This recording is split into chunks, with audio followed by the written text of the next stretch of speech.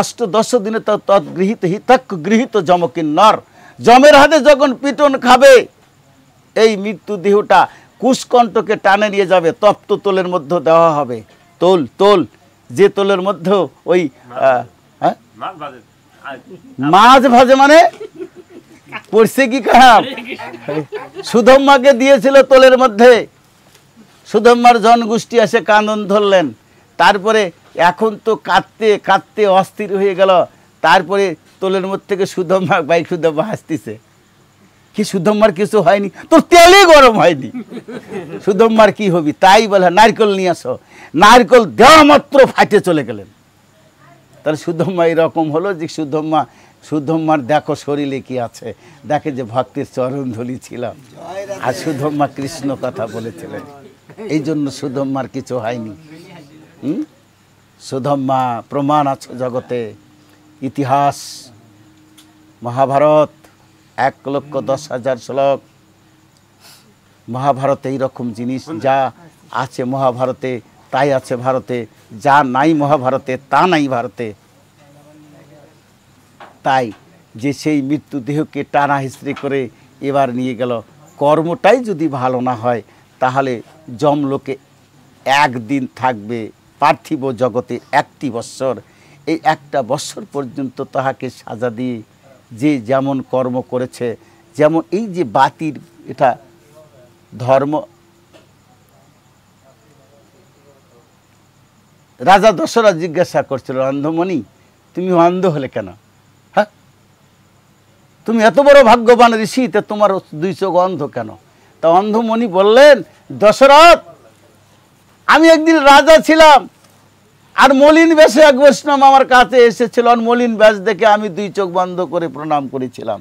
মণি বলছিল তথাস্ত, সেই কারণে আমার 2 চোখ অন্ধ। চোখ বন্ধ করে কাউকে প্রণাম করো না, হরে কৃষ্ণ। এরা আমার কথা রাজা দশরথ বলেছিলেন। হ্যাঁ, কি কথা? দশরথকে বললেন, অন্ধমণি যে আমি রাজা ছিলাম, ওর মলিন ভেষ দেখে আমি 2 চোখ বন্ধ করে প্রণাম করছি। হ্যাঁ, রগ্নি পুরাণে বলা হয়েছে কেউ যদি থাপা দিয়ে জ্বলন্ত বাতি নিবায় তাহলে তার পরজন্মে অন্ধ হয়ে জন্ম হয়। অগ্নিপুরাণে এই কথা বললেন। আমাদের ভবিষ্য পুরাণে বলা হয়েছে যে যদি এই বাতি যদি দিয়ারের বুক পর্যন্ত পড়া যায়, দিয়ারের বুক পর্যন্ত পড়া যায়, তাহলে তার বুক জ্বলন্ত অসুখ হয়ে যায়, তাই কষ্ট পাবে। উনান হইতে যদি কেউ কোনো আহার করে তাহলে ইন্দ্রের বজ্রে তার মৃত্যু হবে, ইত্যাদি। এইগুলো আমাদের আসলে সজাগ থাকা দরকার। এবার কর্মগুণে আমরা যে যাহা করে ভক্ষণ উদ্গারে তার পাবে, যে যেটা খাচ্ছে উদ্গারে তার পাবে লক্ষণ। ঠিক সেই রকম করে আমরা যেমন কর্ম করেছি সেই কর্ম অনুসারে আমাদেরকে আবার সেই জনিতে, এই জন্য বলছে জাতস্য ধ্রুব, যদি কেউ জাতের হয়ে চলে যায়, জাত, আমরা যদি সুজাতের হয়ে চলে যাই, আমরা যদি সুজাতের হয়ে চলে যাই তাহলে জাতস্য ধ্রুব, আমরা জাতের হয়ে গেলে আবার হয়তো মানুষ হওয়ার সম্ভাবনা থাকে।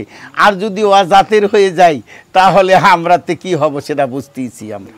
হ্যাঁ, আমরা মানুষ হয়ে যদি পশুর কর্ম করি তাহলে কি হবে? মুখোশধারী মানুষ হলে হবে?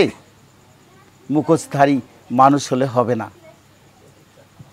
ঠিক সেরকম আমাদেরকে মানুষ হইতে গেলে মানুষত্বর 5টা লক্ষণ। অহিংসা, হিংসা না করা, কাউকে দেখি হিংসা করা যাবে না। অহিংসা, সত্যমস্তয়ং, সর্বসময় সত্য কথা বলতে হবে। শৌচং, পায়খানা পেশাব করে জল নিতে হবে, মৃত্যু কখন আসবে বলা যায় না। ভগবান শ্রীকৃষ্ণ শ্রীমদ্ ভাগবত গীতায় বললেন যে যথামাং প্রবেদন্তে তাঙ্গস্ত তৈব ভজম মহম মমবত্তনবত্যন্ত মনুষ্যপ্রাপ্ত সর্বস্ব। অর্জুন, আমি মানুষকে সর্বশ্রেষ্ঠ হিসেবে গণনা করেছি, সৃষ্টি করেছি। কৃষ্ণের যতেক নীলা সর্বোত্তম নরনীলা, নরবপু তাহার স্বরূপ।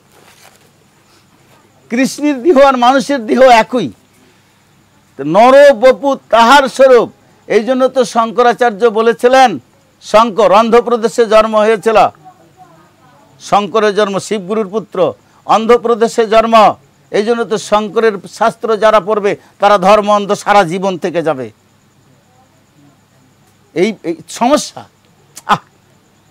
কিরকম কঠিন সমস্যা দেখো। শঙ্কর বলেছিল অহম ব্রহ্মামি, জীবই ব্রহ্ম। জীব ব্রহ্ম, জীব কিরকম ব্রহ্ম ভালো করে বোঝো। আমার মধ্যে যদি ব্রহ্ম না থাকে আমি কথা বলতে পারবো কি? কিন্তু জীব কেমন ব্রহ্ম? চৈতন্য চরিতামৃত আদি নীলায় বললেন, ঈশ্বর তত্ত্ব যেন জ্বলন্ত জ্বলন, জীবের স্বরূপ জৈসে স্ফুলিঙ্গের কণ। জীব এইরকম ব্রহ্ম, আগুন জ্বলছে, ফুলিঙ্গ উড়ে যেতে নিভে যাচ্ছে মাটিতে পড়ার আগে। হরে কৃষ্ণ, জীব এইরকম ব্রহ্ম। তাহলে অংশের অংশও নয়। কৃষ্ণের দুইটা চোখের পলক পড়বে, ব্রহ্মা মারা যাবে, অর্থাৎ ব্রহ্মা জীবন ত্যাগ করবে। ব্রহ্মার আয়ু কতকাল হবে? সত্য যোগ 17,28,000 বছর, ত্রেতা যোগ 12,96,000, দাপর যোগ 8,64,000, কলি যোগ 4,32,000, সর্বমোট 43,20,000 বছর। 43,20,000 বছরে একটি মহাযোগ, 14টা মহাযোগে একটি মনন্তর, 71টা মনন্তরে একটি কল্প, একটি কল্পের দিন হবে 84,32,00,000 বছর।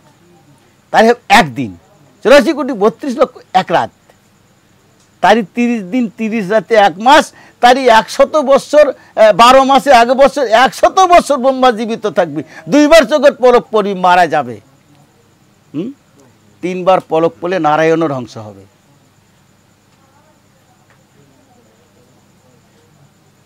আমরা তো জীব সার দূরের কথা, হরে কৃষ্ণ, আমরা তাদের তুলনায় কতক্ষণ জীবিত থাকবো? খুব চিন্তা করো যে আমরা তাহলে কত সময় থাকতে পারি। আমরা জীব, একটা তুলনা করুন। একদিন রাজার ইন্দ্র অগ্নি, প্রশ্ন করবে নাকি? আর ওহো কি অহিংসা, সত্যমস্তং শৌচং সংযমী বচ্চা, 5টা লক্ষণ। অহিংসা, হিংসা না করা, সত্য সত্য কথা বলা, শৌচং সদা সর্বদাই সৌচ থাকা, সংযমী বচ্চ সংযমী হিসেবে কথা বলা, তোমার কথার দ্বারা যেন আমি দুঃখ না পাই, আমি বলতে কেউ যেন দুঃখ না পায়, তাকে বলা হয় সংযমী। এ তো সামাসিকং, কোনো জিনিস না বলে নিয়ে যাও মানে চুরি করা হয়, না বলে নিয়ে যাওয়াই হলে চুরি করা হয়। যেমন ওই যে ফুল আমরা তুলে আনছি কাকু বলিনি, এটা একটা চুরি করার সামিল। হরে কৃষ্ণ।